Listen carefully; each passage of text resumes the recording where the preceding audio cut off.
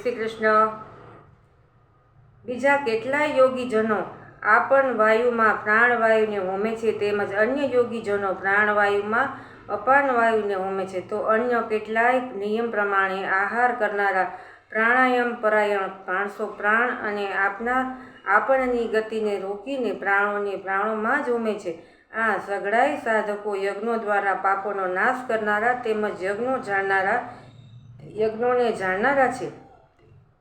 હે કુરુશ્રેષ્ઠ, યજ્ઞમાંથી બચેલા અમૃતનો અનુભવ કરનારા યોગીજનો સનાતન પરબ્રહ્મ પરમાત્માને પામે છે. જ્યારે યજ્ઞ ન કરનાર માણસ માટે તો આ મનુષ્ય લોક પણ સુખદાયક નથી, તો પરલોક ક્યાંથી સુખદાયક હોય? આવા બીજા પણ અનેક જાતના યજ્ઞો વેદની વાણીમાં વિસ્તારથી કહેવાયેલા છે. એ સર્વેને તું મન, ઇન્દ્રિયો અને શરીરની ક્રિયા દ્વારા સંપન્ન થનારા જાણ. આ પ્રમાણે તત્વથી જાણીને એમના અનુષ્ઠાન દ્વારા તું કર્મબંધનથી પૂર્ણ રીતે છૂટી જઈશ. હે પરમ તપ, દ્રવ્યમય યજ્ઞની અપેક્ષાને જ્ઞાન યજ્ઞ ઘણો ચઢિયાતો છે. તથા હે પાર્થ, સઘળા કર્મો જ્ઞાનમાં સમાપ્તિને પામે છે.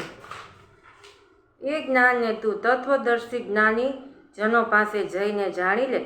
એમને યોગ રીતે દંડવત પ્રણામ કરવાથી, એમની સેવા કરવાથી તેમજ કપટ છોડીને સરળ ભાવે પ્રશ્ન પૂછવાથી પરમાત્મા તત્વને બરાબર ઓળખનાર એ જ્ઞાની મહાત્માજનો તને એ તત્વજ્ઞાનનો ઉપદેશ આપશે.